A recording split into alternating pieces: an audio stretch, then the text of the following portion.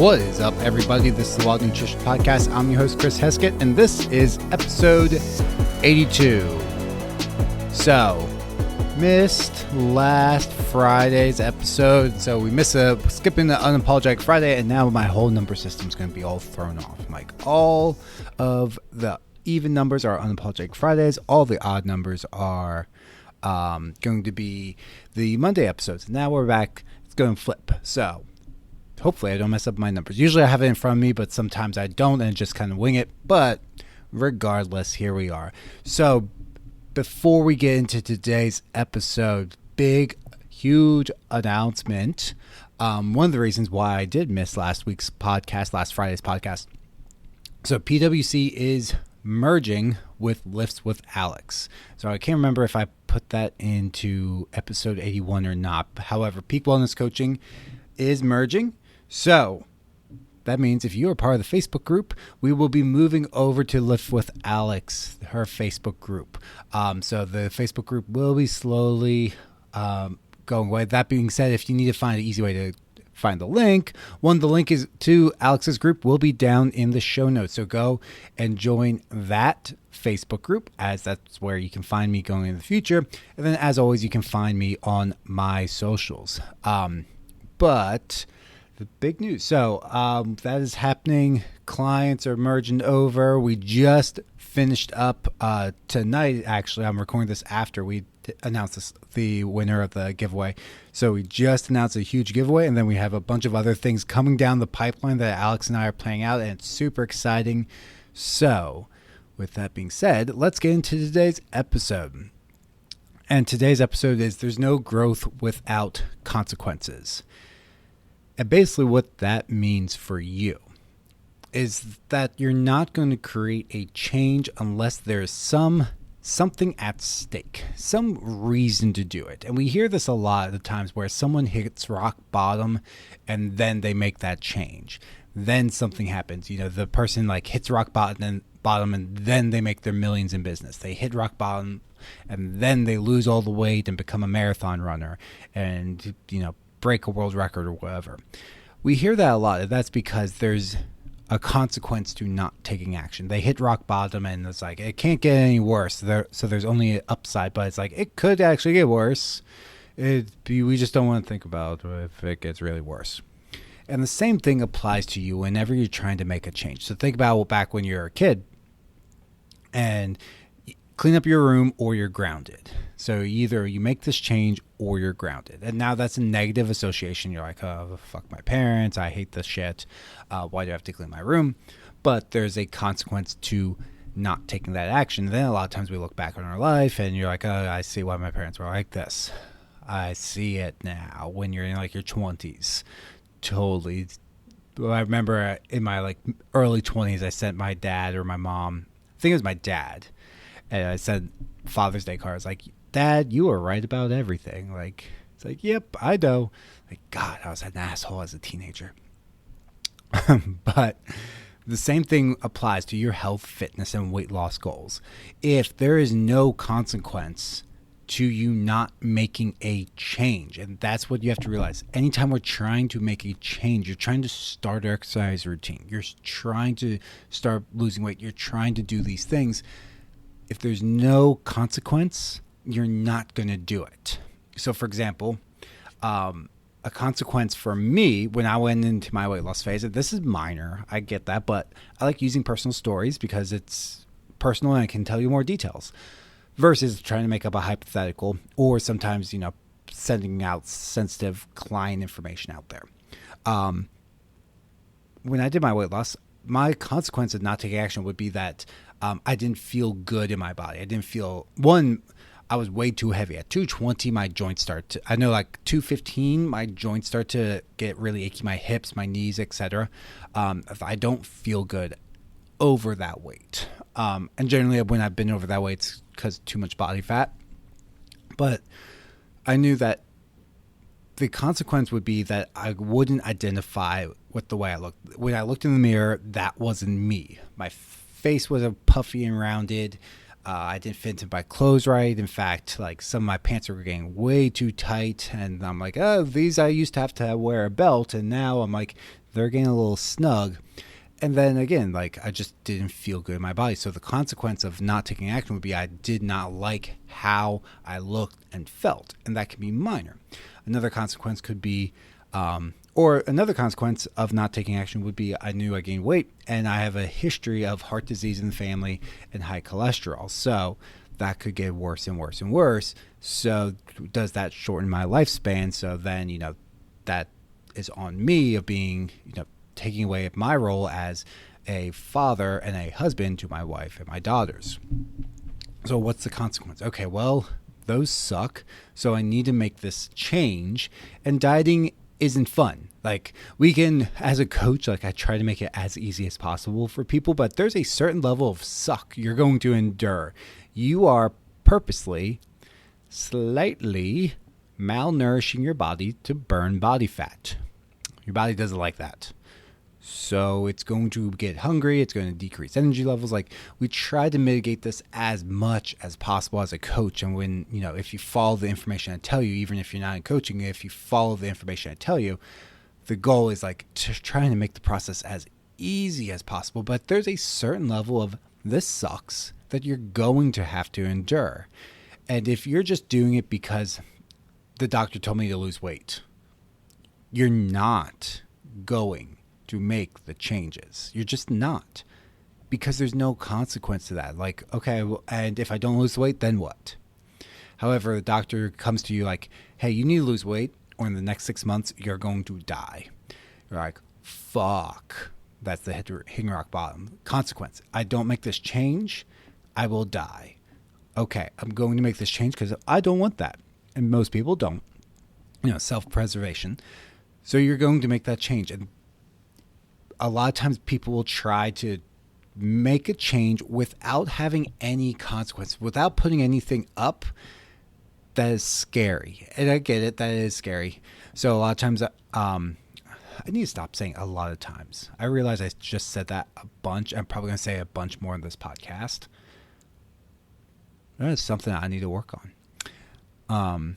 Speaking of things, no growth without consequence. I really hate listening to my own voice, but someone who's on camera every single day does, video all day long. Literally, most of my job is that, and plus running podcasts. I really hate listening to my own voice. Weird thing about me. However, I think I'm going to have to go back and re-listen and see how many times I said certain phrases. No growth without consequences, right? I'm going to have to listen to my own voice. God, man, this sucks. So, that being said, I'll get on a call with someone. They're interested in coaching, but then we get to, okay, it's going to cost money. And they're like, no, that's too expensive. Because in their mind, they think it's like, back in like early 2000s of it should only cost like $47 or $97 per month. Like, no, that's like early 2000s pricing, not 2023 pricing. That's not even close to what that cost for one-on-one coaching. If you just want gym membership, yeah. So it's like, no, I'm not going to put that money up. Why? Well, it's too expensive. Is it? Well, what if I don't do it? And that becomes the issue. You just already go into something believing that you're not going to do it. And if you're not going to do it, absolutely don't waste your money. But if it's actually a change you want to make, an actual change you want to do, then you got to put something up. You got to make an investment. And again, without a consequence, without spending money or putting something, having some sort of consequence. And usually the reason I say money is that's the usual avenue for most people. Like, you have to do this. That's the only like resource necessarily that most people have. But you have to invest in yourself, which it has a cash value. And that is where growth happens. Like, oh shit, okay, I did this, going to do it. And we see this, I see that when we do some giveaways, we've had people who get free coaching and they don't do anything with it. They literally ghost us, and it's like, okay, well, they're gone forever. We reach out multiple times like, dude, do you know how many other people would love to have this and you're just wasting it? And then people who do invest, they squeeze every little thing out of us. And I've seen it with my business mentor who costs way more than I do, well over $10,000 and to invest in that business mentorship, and people get it for free and don't do anything with it. And same thing, like people would love to have that, but when you don't have any consequence of, I'll do that later. There's no like, oh, I only have this for like 6 months or a year. I need to do it now. And sometimes even if it's like a year and you don't do anything for the first 6 months, next thing you know, you're like, oh shit, I'm already halfway through. I need to start utilizing this or I'm going to run out of time. It's like, yep, you need to utilize that ASAP or you're going to run out of time and not be able to continue. So start now. And that's the consequence. Like, okay, well, you wasted 6 months. You still have another 6 months. Go. Okay, I can do it now. And that is the lesson for the day. If you don't take anything away from it, it's when you want to make a change, there needs to be some sort of consequence for change to actually happen. If you don't make that change, what happens? Again, going back to the kid example, if I don't clean my room, I get grounded. I really don't want to be grounded because I want to go out with that girl or that boy on Saturday night. So I'm going to do that. Even though it sucks and I really don't want to waste time doing that, my parents said I'll do it. And if I don't, then that's not happening. So there's a consequence. As an adult, same thing applies. And we want to try not to make it too negative. So negative feedback only works short term and is usually not a good thing. So we want to try to make it positive, but reality is think about your situation. If you don't make a change to your health today, what is the consequence of that action? Will you be the best mom or dad you can be? Will you be able to have the energy levels to play with your kids and the strength and the endurance? Will you be here will you make the changes to improve your health to where you want? And I will see people here, funny thing that happens is people will like emotionally dump. So if this is you, realize this is what you're doing, I'll reach out to someone or someone will join my Facebook group and ask them, and they'll like dump just like massive paragraph of like blah, blah, blah, blah, blah, blah. And what they're really doing is trying to get a coach to kind of like expert to confirm, oh yeah, you're hopeless. They really don't want to see that, or they want to see, here's this easy fix. Either do this thing and you will lose weight effortlessly, or you're a hopeless case. That's the two things that people are looking for. And this can be you. You need to change that if it is you. But then it's like, okay, no, here is what you actually have to do. And immediately it's like shut down. It's like, nope, ghost, or nope, not doing that. Like, why not? Or I had, this was actually a recent interaction with someone where when I first started working together, had them on like a trial basis. And it was, okay, I need to get in, I need to do this, I need to change my health, blah, blah, blah, blah, blah, all the things. I need to lose weight, my health deteriorating, I need to be there for my grandkids. Awesome, let's do it. And like a week later, they're like, I'm too busy. Like, what the fuck are you talking about? We can make this work. Just like, okay, send me a message with like your schedule real quick and I'll just things that make it work, and ghost me for a week. Well, yeah, I was traveling. Like, what do you had zero downtime while you're traveling? Like, that's bullshit. I get to airports and there's a wait time. You could have messaged me. There was time. You just ignored me. And there was like another week. And so it was like a 3-week trial. And they, again, ignored me. And then it was like, what's the next step? Well, it's the same things you were doing. They're like, what do you mean? Like, you had the program. Here's what it costs to continue. Now it's just not right time. I thought you wanted to make a change to your health. So unfortunately for this person, they won't see a change until they reach out to me again. Because I see this time and time again. I don't think they listen to the podcast. So time and time again, people will be like, I'm going to do this on my own. Great. Do it. And if you can, great. But if chances are, if you've been cycling, yo-yo dieting for a while, you can't. You need the support and you need the guidance and you need a mentor, and that's okay.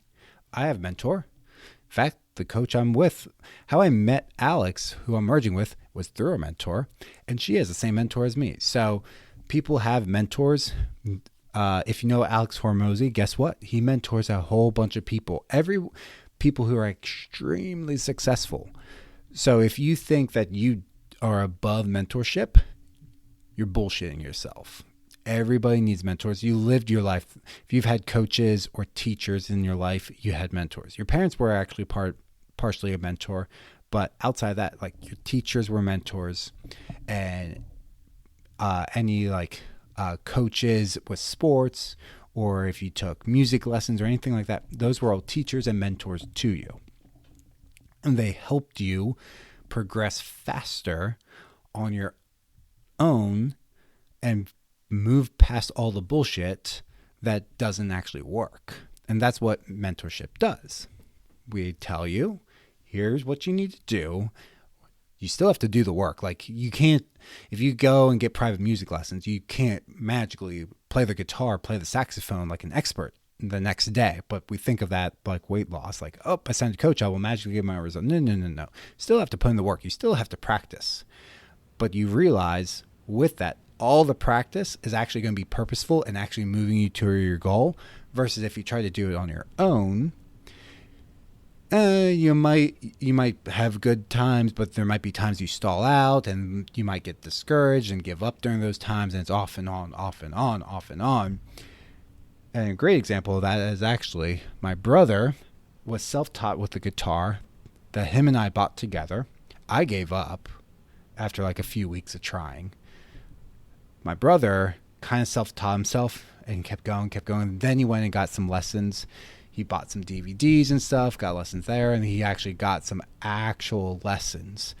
But we also had, I had a private art teacher for a little while, and that, doing that stuff, okay, this was what you knew, but here's how to take things to the next level. And I'm like, oh, I never thought of that, and that's what it does. But all that takes investing in yourself to move up to those levels. And a lot of times we're talking, again, this podcast, health and fitness and all that kind of stuff. But it also applies to other areas of your life. So if it's not health and fitness, if there's something else that's a priority right now, maybe you're like, man, I would love to lose weight, but I really need to get my business off the ground. Well, maybe you should go invest in a business mentor. They will get your business off the ground. When I did that, it skyrocketed. When I, that's like, oh shit, now I'm someone's expecting me to show them results with my business week in and week out, versus you're just kind of putzing along yeah, I'm putting things together. No. What's the real actions? What's your numbers? What are all these that are what are you talking about? No, you need to show these. You need to have these things ready for me next Monday. What are you talking about? And if next Monday comes and they don't, they're like, what the fuck are you doing? Oh, well, I want to run a business. You can't run a business unless you do that. You're like, oh, shit. I need to get serious. Or maybe it's like my brother, where you want to just learn a musical instrument. I shouldn't say just learn. That's an awesome skill to have. Go and fucking do it. Try to do it on your own. You can. But if you're starting to get frustrated and you're stalling out, or you just don't have the time to really sit down and figure out all the ins and outs, maybe you should go and get someone to tutor you and then learn that way. And the reason I bring this up is there's a lot of people who just think getting a mentor or coach or someone is giving up on yourself, when it's not. It is the way that most people are going to learn best and actually reach their goals, versus the DIY, try to do it yourself. And you can, but the people who have best success for that tend to be younger, with less responsibilities, more energy, and they just have more time. And that comes down to when you're trying to learn a skill, when you're trying to learn something from someone else. And this is again, where the money comes in. You pay for someone's skills and mind and their knowledge and everything. You are paying to accelerate your results. You can try to figure it out, but if you're not a 25-year-old, like when I was 25, come home, there's no kids. Let's see. I was dating at that time, my wife, and she was working like evening shifts. So a lot of times, like I would have whole evenings just to myself. I could spend 6 hours if I wanted after work just to work on a skill if I wanted. Like, cool. I get that. Like 2 hours a night just to like spend time with my wife, figure some other stuff out, and then the next morning, like my daughters wake up when we wake up, so there is no time. So I get like 2 hours a day, and that's time I spend with my wife. So I want to work on the skill. Like, when does that happen? Okay, maybe I should invest in someone to learn a skill, and then I can really dial down and make sure that, even if it's just an hour a day, then that hour is spent actually moving forward rather than like Googling things and maybe moving forward, or maybe actually moving in reverse and doing things that don't actually work. Now, speaking of things that don't work, we're coming up to hunting season. And if you're not a hunter, that's fine. This is going to be a good example, and maybe it will help you think of like, it's just like going to be an example. So I'm going to talk about hunting, but I'm not going to talk about hunting. That doesn't make sense, but I'm going to use, so a lot of things with hunting, I am self-taught. So you can absolutely do things on your own, but you're going to fuck up a whole bunch. And meanwhile, I spend a whole lot of time learning about hunting year round. I might take a little bit of a break in like the late winter when it's like hunting season's over. I'm like, okay, it's over. I'm gonna need to dial things in. And we're like looking more towards garden season. But right now, like hunting season is literally like opening day in this area for deer season archery is next weekend. So last year I made a list of a lot of things I need to improve for this year. And the same thing is applied when you are like, okay, I'm going to make a change to my health. I'm going to make a change to my health. What happened in the past situations that stopped you from getting results? And don't be fucking surface level. Like, actually look into it and like, why did you stop? Not like, oh, it was just a bad time. Fuck that. You could have like struggled through and continued and got slow results. Was it you had really high expectations and you should have lowered the expectations because those high expectations were really unrealistic expectations, and what you are actually getting was normal progress? Or maybe you shouldn't have an expectation of working out 6 days a week. Maybe 2 or 3 times a week should be your expectation. If you can do more, that's great. But reality is, you can't do 6 days a week, every single week, week in and week out. So last year, there are a couple things that happened that I needed to pay attention to. So one was shooting from my tree stand more. So for the hunters here, you guys know what I'm talking about. For the non-hunters here, so when you're practicing archery, you're going to be usually standing on like a flat level field, shooting at a target. Great. Targets aren't animals. And if you hunt in a tree stand or even a blind, you're usually not standing in a perfect position on level ground, aiming at a level target. All of a sudden, now you're aiming at something that's pointing down, or in the case of like a blind, you're like sitting or kneeling. Hell, in the tree stand, I'm usually sitting. So what happened last year was when I had a perfect shot opportunity, and this is one of those things that still burns me to this day. And these are the things, like, if you had these moments, probably don't with weight loss and stuff, but think back. So I had a doe walk out 30 yards, like easy shot for me, broadside. So that means like standing sideways. So best ideal situation for a hunting situation. Drew back my bow. I'm waiting. Steps out. Perfect shot.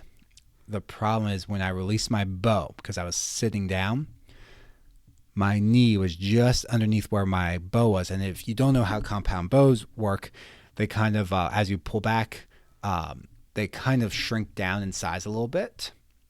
So when I released, all of a sudden the cams, the parts of the top and the bottom, that bottom one spun down and hit my knee, and that caused it to bounce up. Well, when that bounced up, that caused the arrow to dive bomb, basically. So the arrow, deer's at 30 yards, the arrow went like 25 yards, so right into the ground. And it's just one of those things like, oh my God.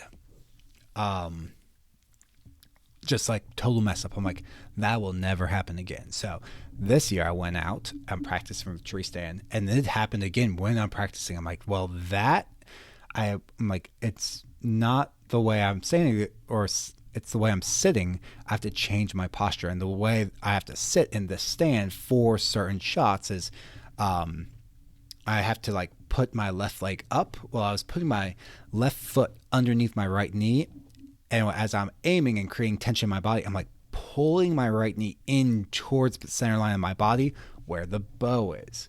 So what I realized is I have to put my left foot on the inside of my right knee. And when I do that and create tension, I'm pushing that away from the center line of my body and still creating the same tension.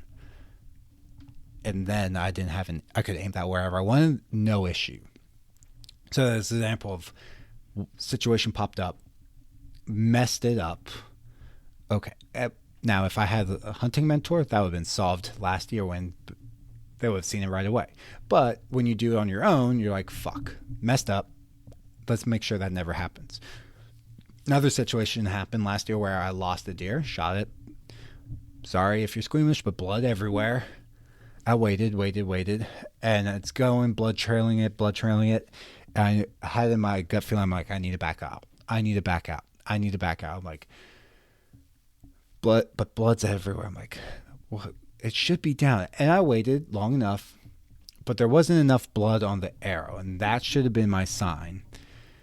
And then the deer got away. And reality was, I think I tried to trail that thing for 4 hours. And I'm like in the farm field just looking at little droplets of blood that I ran across. I ended up losing that deer. I don't know if it was a lethal shot or not. It seemed like it was with the amount of blood. But it was another situation. I'm like, if that happens again and my arrow is not bloody, I just need to like back out and give it a couple of hours before going back. Because that was my issue. I had like a solid, by the time I got over to where I bumped it, 45 minutes to an hour, maybe even an hour. Because I gave it half an hour at first before I started trailing, or before I got down and looked at the blood and started trailing a little bit. And by the time I got over, it was 45 minutes to an hour, and it's just like, just another mistake. Another mistake I made was, so last year was full of mistakes.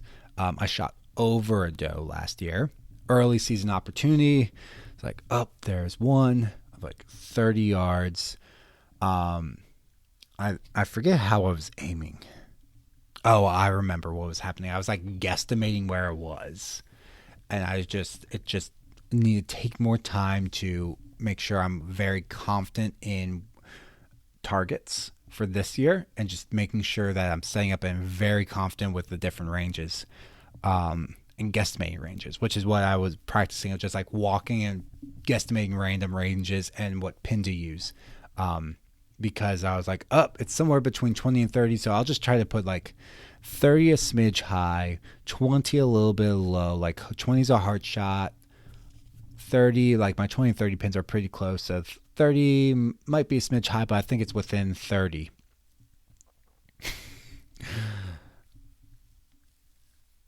I think that's how I had it set up. But it was like at 28. And so it was like more accurate for the 30-yard pin. But what deer do is they'll like drop down and the arrow just was sailed right over. So what I should have done was aim a little bit low on the 30 pin. So the deer ducked down and the arrow went right over the back. And just another thing, I was just like, what the hell? But those were all specific situations of like, next year I need to make sure that shit doesn't happen.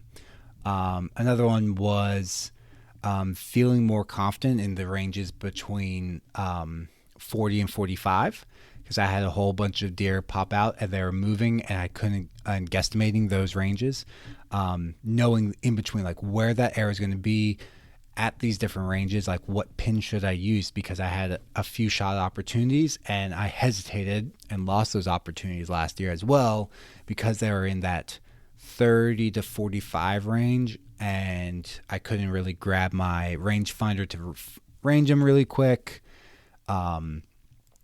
And so I missed some opportunities there. So there are just a bunch of things last year that this year I'm making sure like, hey, like if these things happen, I want to make sure that I am ready for all of them. And so that's what I've spent this year doing. But the same thing applies when it comes to like, those are 4 things that happened last year. When it comes to your health and fitness and other things, like you can look, did I do a 12-week program and not get any results? Like, what happened? Did you actually go all in and do it? Did you kind of half-ass it? Be honest with yourself. Or was it just a shit program? Sometimes that happens. Were you actually ready for that program? Did you do all the work prior? Did you jump from one diet to another diet and that's why you didn't see results? Or were you fully recovered for a 12-week program? Was that the right program? Was it too many days and you were skipping days and things because of work and kids and other things? And maybe you needed a 3-day program instead of a 5-day program. So there's things where when you go and try to make a change, you should look at your past situations, be like, that's not going to happen again. That's why I talk a lot, and you've heard in previous podcasts and clients hear me all the time talk about this, planning out your year. And because like for me, there are just like certain times of the year where we're doing certain things. Like summer, we're gardening, and that's preparing for hunting season. And then fall and early winter, it's hunting season. Then you have the holidays, and those things are all planned out. And then for me, anytime I really need to dial in anything really new, I know there's going to be a gap of time from January through March that nothing's going on. It's not spring yet here in Pennsylvania, so nothing's growing. We're not really doing much in the garden. You're kind of just waiting around for things to happen. Hunting season's over. Again, you're just waiting around. It's too cold to do any backpacking trips. We can go hiking a little bit, but again, it's too cold generally and wet and everything. It's miserable time of year for like major hiking. Like you can do some, but not that much. It's much better other times of the year. So again, the reason I bring that up is my times of the year are planned out of like, okay, we're going to do this new thing. We are going to do a major house project. Guess what?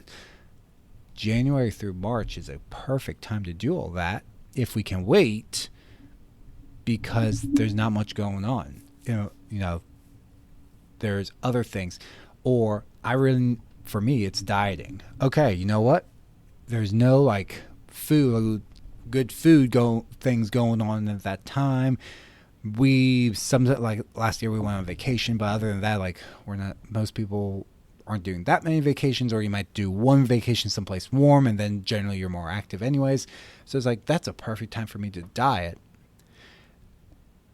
And I can do from like January through March or January through April, lose the weight, go into summer, not being in a diet phase anymore, and have more freedom and flexibility. So again, you can look back and be like, you know what?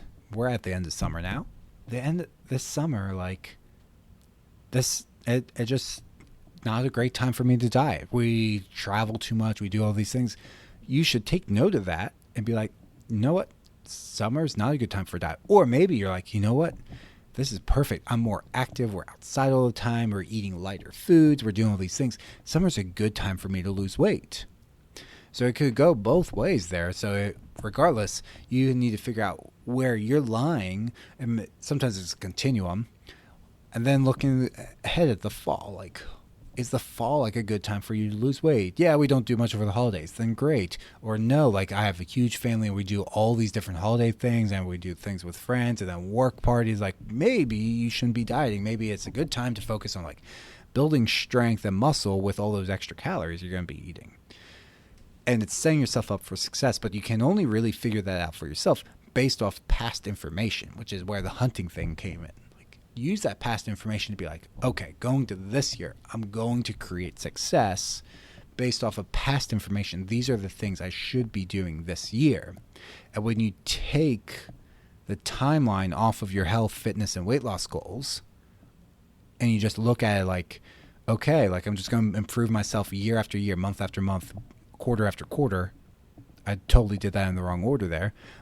But all of a sudden it becomes a reality of, I can do this. It's not, I need to lose all this weight in 12 weeks. I need to lose all this weight in 6 months. It becomes, okay, during this time, I'm going to really focus on weight loss. During this time, I'm going to, back off. If I lose weight, great, but I'm going to focus on some other things, maybe work on my intuitive eating skills. And again, if I lose weight, great, but if not, no big deal. I'm going to focus on getting stronger in the gym at that time. And you can plan things out like that. And of course, it also depends on where you are. If you have over 100 pounds to lose, then it's going to be easier for you to do a year-long weight loss approach versus someone who might only have 30 pounds to lose. Both of you might take a year to reach your goal, but the person who with 30 pounds might need to plan things out a little bit more because it's harder to lose the last couple pounds rather than the first 50 pounds the person with 100 pounds has to lose. It's just different situations. And the person with 100 pounds, when they get to the last 10 pounds, it's going to be difficult. Just like the person with 30 pounds trying to lose the last 10 will be difficult. So it doesn't matter. It's just that initial weight loss. For the person with 100 pounds is going to be much, much, much, much easier. But at some point that slows down and then also it becomes harder. We've all experienced that. Anyways, you can plan things out and adjust the plan along the way. The other thing to do is don't this goes against the plan. I can't adjust that. Sometimes you need to adjust it. Life doesn't give a shit about your plan. Life doesn't care. Life is going to happen, and you need to be flexible and move around with it. As a workout person, when Victoria was born, I didn't work out for 6 weeks. Last week was my first week of getting 4 lifting sessions in. I got 6 days. Did I get 6 days of workouts in? I think I did. I got 5 for sure. I can't remember if I got 1 or 2 cardio sessions in. But I got 6 workouts in. The first time she was born July 1st. Now it's September 10th. And so life gets in the way. I am a person who literally my job is teaching people how to be fit, and I couldn't make it work.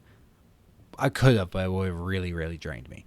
And I accept I could do this, but it's just not I'm going to do more easier things. The first 4 weeks I didn't work out, and then I started getting back into workouts. And honestly, I lost a lot of the results I worked my ass off to get over the winter. I gained quite a bit of body fat, and that's just me being honest. I lost a lot of those results I worked really hard on. But you know what? I was spending that time with my daughter, helping my wife out with our 2 daughters. And there's a lot of changes. Any parent who's gone from 1 to 2 kids knows 2 is fucking hard. Jesus Christ. This is why I'm getting snipped in a couple weeks, guys. We're not going for number 3. If number 3 happens, that is God saying you're destined for 3 kids. Because no, we're done. Had the initial consult appointment this past week, so it is happening. The appointment is set for October, but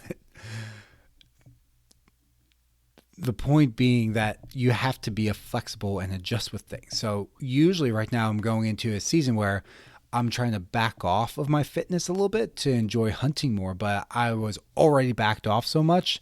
No, I'm going to have to double down and make sure I'm getting all my workouts in, even with hunting season. I have to make sure I have my cardio back up, which I did lose a little bit of my cardio.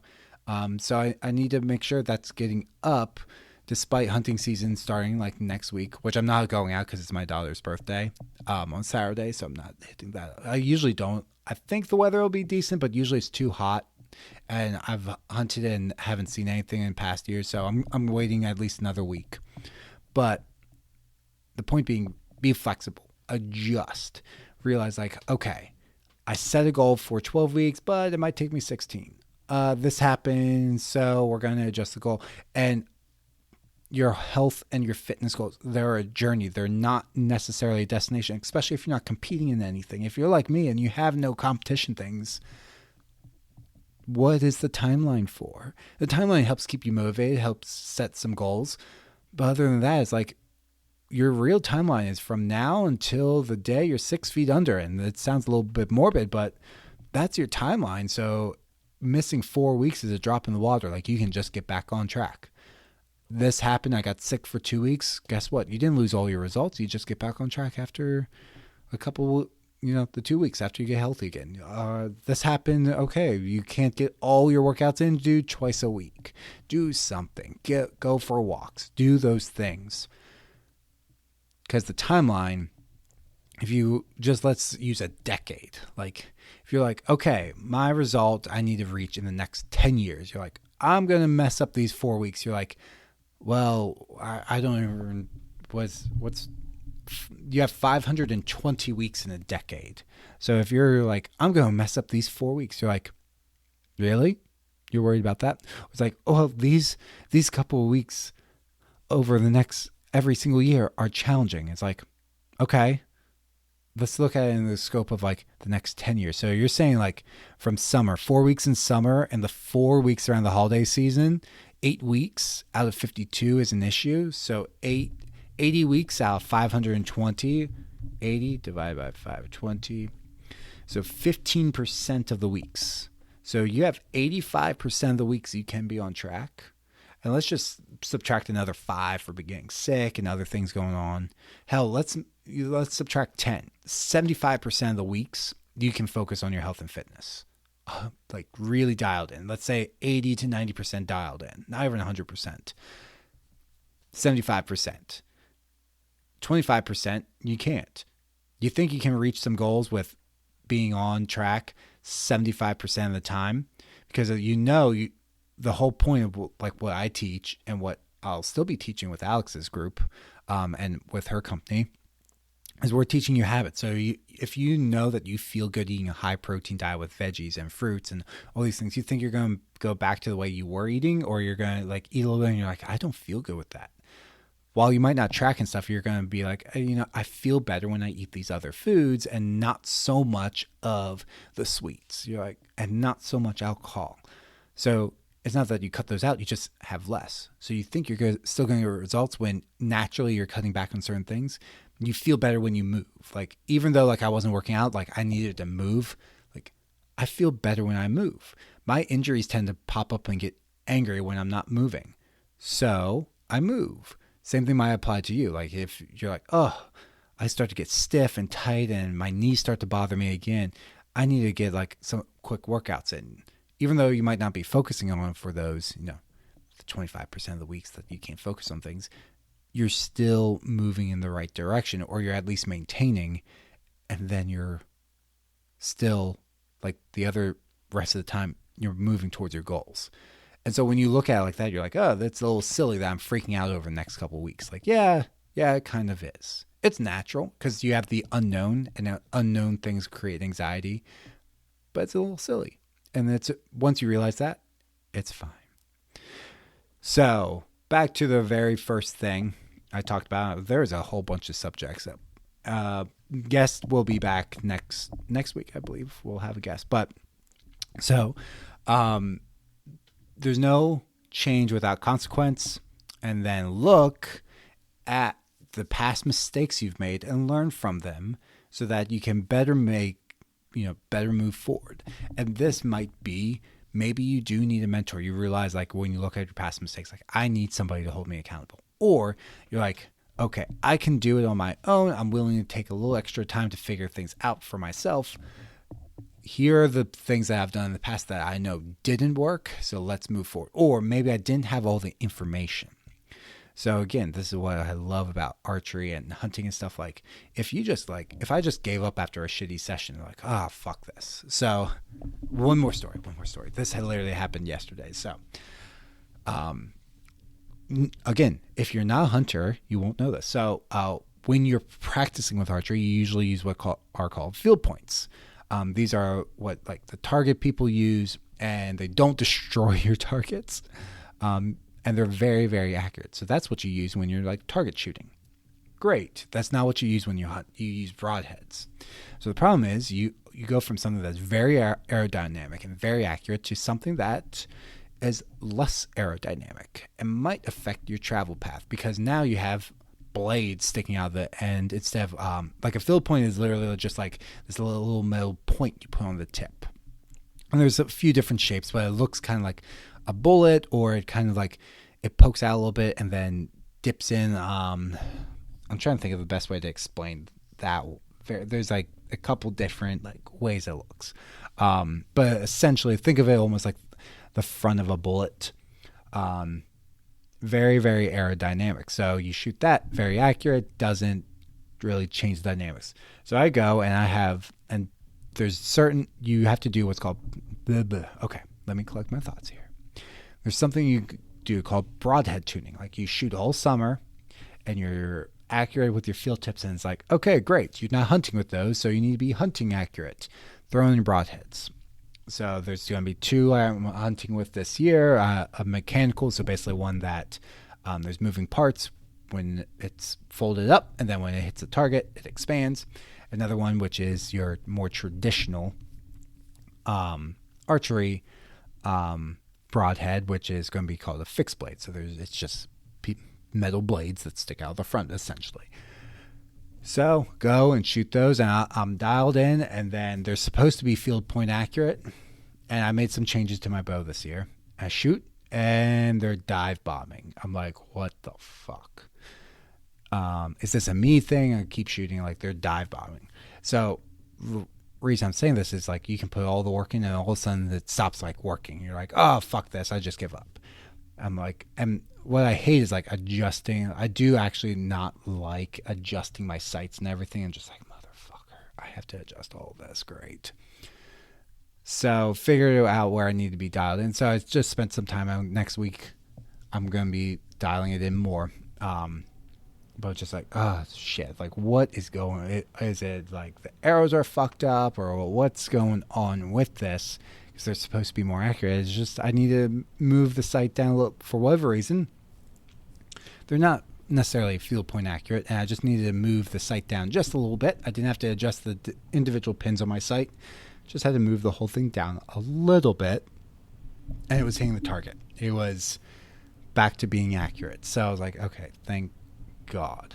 And same thing, it just took some adjusting, and it was fine, and I was back to shooting the target, and everything was A-okay.